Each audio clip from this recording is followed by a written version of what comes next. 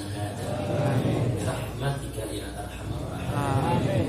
Walhamdulillahi rabbil alamin. Allahu minna wa minkum taqabbal ya karim. Alhamdulillah, pelajaran demi pelajaran pada malam hari ini sudah kita terima dari guru-guru kita. Di sini ada Habib Alwi bin Sumaid, ada Kiai Haji Nur Zaini Suwanda, kemudian juga ada Ustaz Kembar Adi dan Alwi, ada Buya Husein, ada juga Ustaz Irfan dan lainnya. Tidak saya sebutkan satu persatu. Mudah-mudahan kehadiran kita bersama para habaib dan para kiai, para ustaz menjadi penyebab turunnya rahmat dan amin. Untuk meningkat waktu, kita lanjutkan pelajaran kita hari ini di bagian yang kedua. Kemarin kita sudah sampaikan satu ungkapan yang bagus dan indah, penuh hikmah. Saking bagusnya banyak orang mengira itu adalah hadis Nabi. Ternyata bukan hadis Nabi, tapi merupakan ucapan sahabat Nabi. Kalau pertanyaannya, apakah ucapan sahabat boleh kita jadikan bahan untuk berdakwah? Oh sangat perlu, karena ungkapan-ungkapan yang keluar dari para sahabat ini, saudara, tidak lain merupakan hasil daripada pemikiran mereka selama mengikuti, mentaati Nabi kita Muhammad. Allahumma shalli alaihi. Nah, sekarang mari kita lihat ada ungkapan yang juga sangat terkenal. Ini yang kedua, di mana ada satu ungkapan bunyinya an-nasu niyamun fa idza matun tabahu.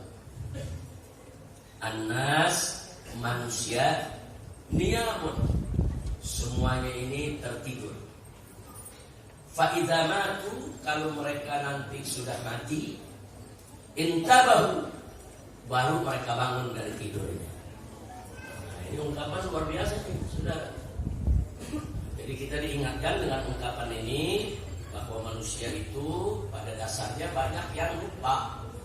Mereka tertidur, saudara, sehingga mereka tidak menyiapkan diri untuk menghadapi kematian. Begitu mereka mati, baru mereka bangun dari tidurnya. Oh iya, kenapa kemarin gak sholat tidurnya? Oh iya, kenapa kemarin gak ibadah tidurnya? Baru dia sadar. Maka itu di sini mari kita lihat apa yang dimaksud dengan ungkapan ini. An-nasu niyamun fa idza matu tabahu.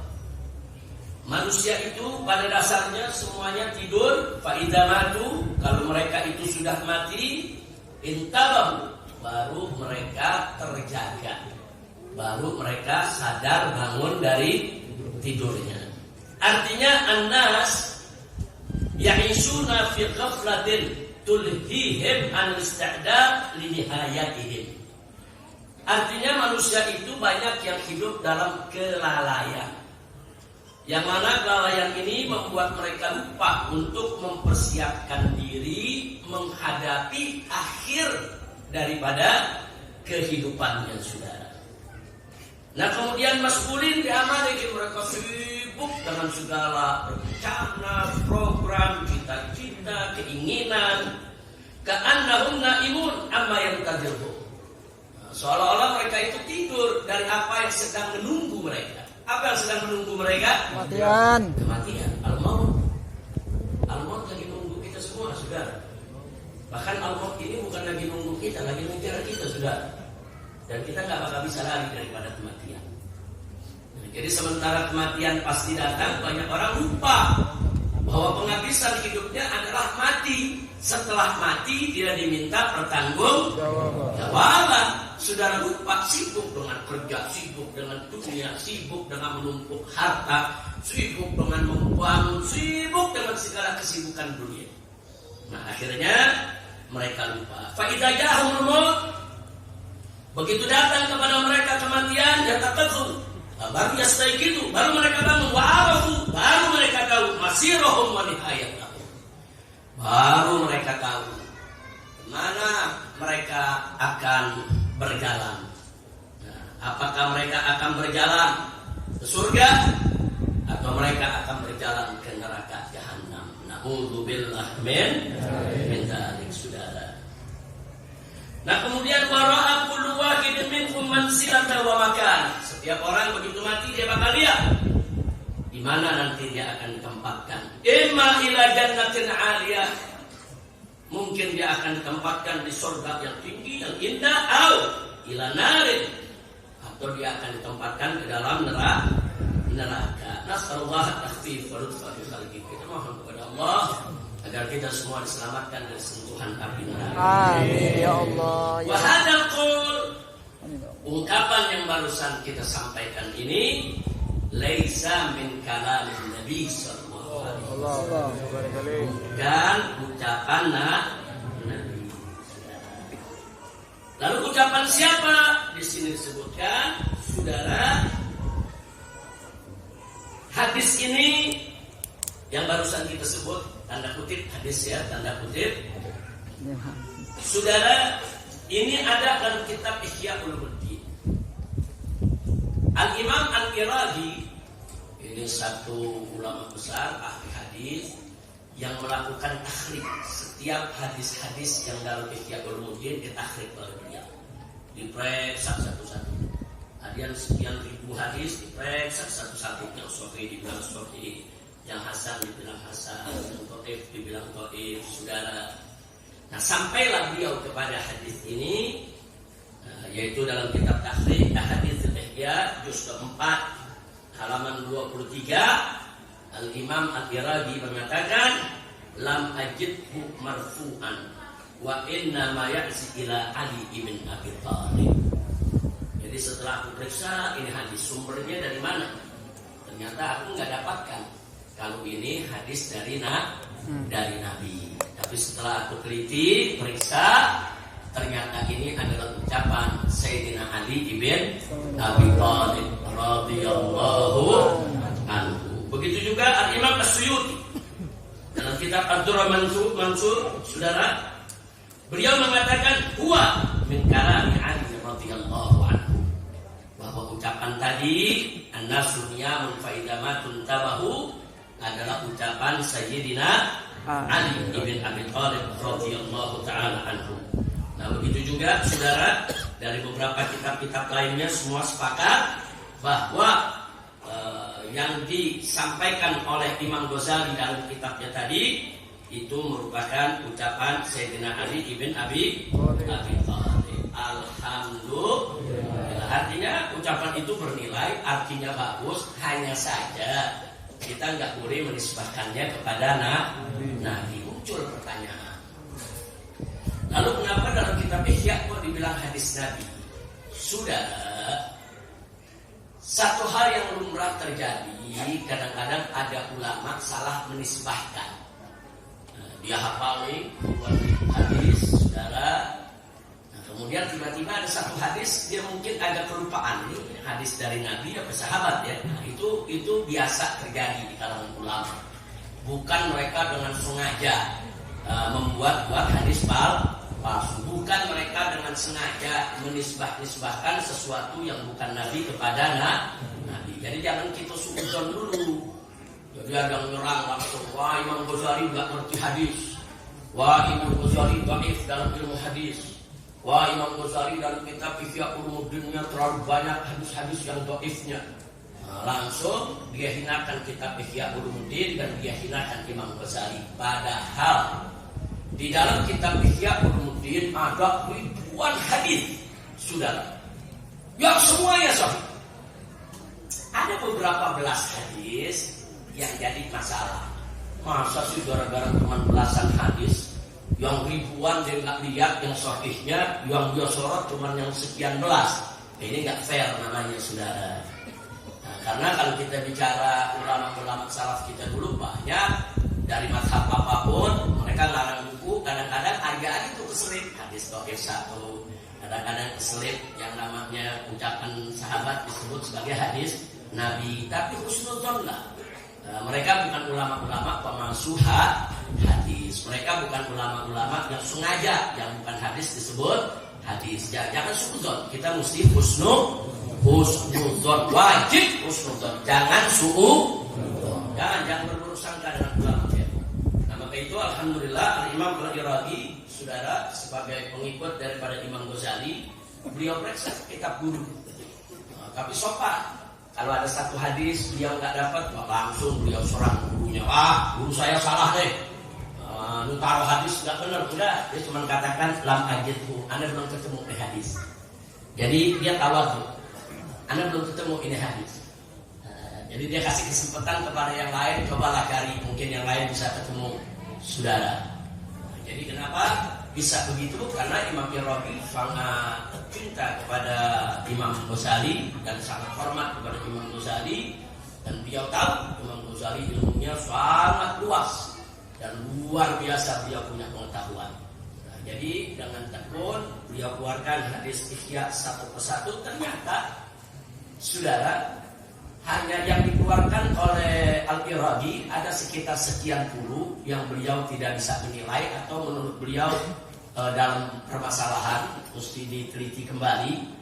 Tapi kemudian ada ulama berikutnya lah, Al-Imam Az-Zabidi, saudara, dalam kitab Ithafus Sadah Al-Muttaqin, syarah daripada Ihya Ulumuddin. Nah, beliau melanjutkan pemeriksaan lagi. Ada sekian puluh yang bermasalah. Dia periksa lagi. Ternyata dari sekian puluh setelah diperiksa hanya sekian belas yang bermasalah. Subhanallah. Artinya kita lihat. Jadi ulama ini dia sudah periksa sekian ribu hadis, dapat sekian puluh, dia nggak bisa memberikan penilaian atau dia ragu. Nah, ini sahih atau dhaif. Datang ulama berikutnya, bantu periksa lagi. Ternyata ada sekian puluh, cuma sekian belas, saudara. Dan ternyata dari sekian belas, saudara, itu bukan hadis palsu, bukan, tapi ucapan sahabat yang dinisbahkan kepada Nabi. Itu bukan hadis palsu namanya, salah menisbahkan.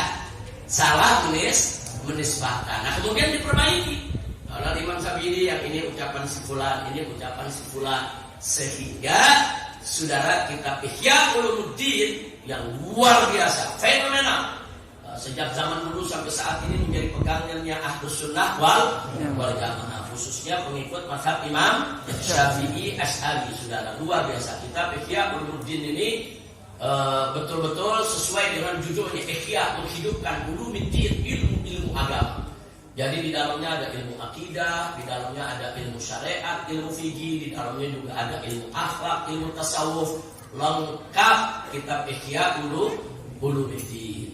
Nah, maka itu di Hadramut, di Yaman, di Indonesia, di pondok-pondok pesantren, di Mekah, saudara, itu banyak pondok-pondok pesantren merutinkan diri setiap hari membaca kitab Ihya Ulumuddin sampai khatam. Begitu khatam, baca lagi dari awal sampai khatam lagi. Nah, saking apa?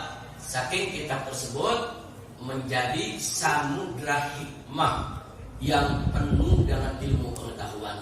Mudah-mudahan ke depan kita juga bisa mengkajinya. Amin ya rabbal alamin. Baik, kita lanjutkan di sini. Jadi apa yang kita baca tadi, ya, itu memang bukan hadis Nabi alaihi salatu wassalam, tapi itu merupakan ucapan Sayyidina Ali ibn Abi Thalib. Di sini dikatakan fima yankasiful insani ba'da mautihi ma kana mahjuban anhu fi hayatihi. Kama yankasiful mutayaqqif min al-umuri ma lam yakun mahjuban anhu hala mautihi. Jadi kita diingatkan di sini berapa banyak urusan-urusan pada saat kita ini hidup memang belum tersingkap, saudara, karena kita terlalu sibuk dengan dunia, lupa akhirat. Tapi begitu kita mati baru kita tahu ternyata di sana ada banyak hal yang harus kita pertanggungjawabkan. Nah, di sanalah akan datang penyesalan. Makanya berapa banyak orang yang meninggal dunia minta kepada Allah, ya Allah, diberikan kesempatan hidup sesaat aja lagi, bisa hidup sebentar lagi untuk ibadah kepada Engkau ya Allah. Nah, dalam rangka untuk apa? Untuk mensucikan diri, untuk membersihkan diri dari dosa, untuk mendapatkan husnul khatimah. Nah, makanya dengan pesan ini ya Pak, singkat, padat, ringkas, jelas, luar biasa. Imam Ali memang seorang yang sangat cerdas, sangat pintar. Hanya dengan satu kalimat beliau memberikan pelajaran luar biasa kepada kita. An-nasu niyamun, manusia itu semua tidur. Fa idza matun tabahu, kalau mereka sudah mati baru mereka bangun dari tidurnya. Makanya di dalam Al-Qur'anul Karim, saudara, Allah berfirman, faqala ta'ala wa'bud rabbaka hatta ya'tiyakal yaqin. Artinya sembahlah Tuhanmu atau ibadahlah kepada Tuhanmu sampai datang kepada engkau al-yaqin. Man murad bil yaqin? Apa maksudnya yakin? Kita buka semua tafsir. Ternyata yang dimaksud al-yaqin adalah al-maut, kematian. Nah, di sini menarik. Kenapa al-maut, kematian, diberi nama, diberi julukan oleh Allah dengan nama yang indah, al-yaqin, keyakinan. Jadi Allah tidak mengatakan wa'bud rabbaka hatta ya'tiyakal maut, sembahlah Tuhanmu sampai datang kepadamu kematian, enggak. Tapi Allah katakan wa'bud rabbaka hatta ya'tiyakal yaqin, sembahlah Tuhanmu sampai datang kepadamu al-yaqin, keyakinan. Nah, sekarang pertanyaannya, kenapa sih kok al-maut disebut yakin oleh Allah Subhanahu wa taala? Kok namanya disebut keyakinan? Ada apa dengan al-maut? Ternyata saudara, ada dua hal penting yang mesti kita garis bawahi. Pertama, apapun keyakinan manusia, apapun agamanya, siapapun dia, sudah mau kaya, mau miskin, mau pejabat, mau rakyat, mau kiai, mau santri, bahkan mau mukmin, mau kafir, mau murtad, mau ateis sekalipun, sudah, semua umat manusia di dunia percaya, yakin kalau yang namanya manusia pasti akan mati. Nggak ada yang nggak percaya, semua percaya bakal mati ya Pak. Kenapa mereka bisa yakin? Karena mereka lihat dengan mata mereka, bapaknya mati, ibunya mati, istrinya mati, anaknya mati, temannya mati, saudara. Mereka lihat dengan kepala, saudara, dengan mata kepala mereka. Nggak ada yang abadi, saudara. Pemimpin-pemimpin dunia itu, saudara, yang tenar-tenar, Namrud, Fir'aun, semua mati. Hitler mati, saudara. Nggak ada yang nggak mati. Presiden-presiden di dunia, raja-raja di dunia, semua mati. Karena semua manusia yang mukmin, yang kafir, siapapun lihat dengan mata mereka, saudara, bahwa semua pasti mati, berarti semua yakin kalau kematian pasti datang. Pantes Allah kasih nama al-yaqin. Nah, kenapa Allah kasih nama al-yaqin? Semuanya pasti yakin. Walaupun mulut, ada manusia yang nggak percaya dia nggak bisa mati deh. Ada, semua mati. Semua pasti mati. Hatta yang kafir, dia tahu dirinya bakal mati. Semua percaya. Makanya kematian disebut yakin. Artinya sesuatu yang meyakinkan. Siapapun akan percaya kalau dia pasti akan mati. Kullu nafsin. Nah, sekarang yang kedua, kenapa al-maut disebut al-yakin? Karena ternyata begitu orang masuk ke dalam kubur, dikuburkan, mau dia mukmin, mau dia kafir, siapapun orangnya, begitu mati, dikubur, dia akan bangkit dalam kuburnya, saudara, berhadapan dengan malaikat Munkar dan Nakir. Siapapun dia, mau dia mukmin, mau dia kafir, saudara, mau dia ateis sekalipun dia nggak percaya Tuhan, Munkar Nakir datang. Nah, ada man rabbuka, wa man nabiyuka, semua bakal ditanya, nggak ada yang luput dari Munkar Nakir ya. Di saat itulah semua manusia yang tadinya nggak beriman kepada Allah jadi beriman. Oh, ternyata Allah ada. Yang tadinya nggak percaya adanya malaikat jadi percaya. Oh, ternyata malaikat itu betul ada. Yang tadinya nggak percaya ada surga neraka jadi yakin. Oh, ternyata surga itu ada, neraka itu ada. Yang tadinya nggak percaya ada siksa kubur jadi percaya. Ternyata siksa kubur itu ada. Artinya apa? Begitu kematian datang, yang gak yakin sekalipun kepada Allah akan yakin. Cuman sayang sejuta sayang, yakinnya udah gak berguna. Yakinnya udah gak berguna, udah mati baru dia percaya adanya Allah. Dia udah mati baru dia percaya bahwa an-nar haqqun wal jannatu haqqun. Begitu dia mati baru dia percaya, saudara, ada dunia, ada akhirat, ada pahala, ada dosa. Keyakinan yang datang setelah kematian la yanfa. Jadi orang yang paling kafir, cari orang yang paling kafir yang tak percaya Nabi Muhammad. Tapi begitu dia mati, pasti dia percaya bahwa Nabi Muhammad adalah Rasulullah.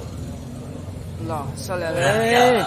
Kematian itu tabir pembuka dari nggak yakin menjadi yakin. Pantes kematian dikasih nama al-yakin. Masya Allah. Jadi kita kalau pelajari tafsir, kita baca Quran, Allah memberikan nama kepada sesuatu nggak sembarangan ya Pak. Nah, jadi kita renungkan, kenapa sih kok orang dikasih nama al-yakin? Kenapa dikasih nama al-yakin? Oh, ternyata orang sekafir apapun, ya dia percaya dirinya pasti mati. Oh, ternyata begitu dia mati, orang yang paling kafir sekalipun, paling gak percaya Allah, begitu mati dia percaya Allah itu ada. Oh, pantes kematian disebut al-yakin. Maka itu sebelum al-yakin datang menghampiri kita, yuk mari hendaknya setiap orang di antara kita ini untuk menyiapkan diri, saudara, menyiapkan diri menghadapi kematian. Bagaimana cara yaitu menyiapkan dirinya? Takwa kepada Allah. Laksanakan semua perintah Allah, laksanakan semua perintah Nabi, tinggalkan semua larangan Allah, tinggalkan semua larangan Nabi. Jadi orang yang soleh, jadi orang yang baik, jangan bikin maksiat. Insya Allah kita semua akan mendapat rahmat-Nya. Amin. Ya Rabbal Ya Allah. Alamin. Karena kita masuk surga bukan karena amal kita, tapi karena rahmat Allah. Tapi bagaimana cara dapat rahmatnya? Ya dengan amal soleh. Amal soleh itu pengantar kita untuk mengetuk pintu rahmat Allah, saudara. Tapi nggak usah khawatir, saudara. Kita tahu bahwa Allah itu maghfirahnya awsa' min dzunubina.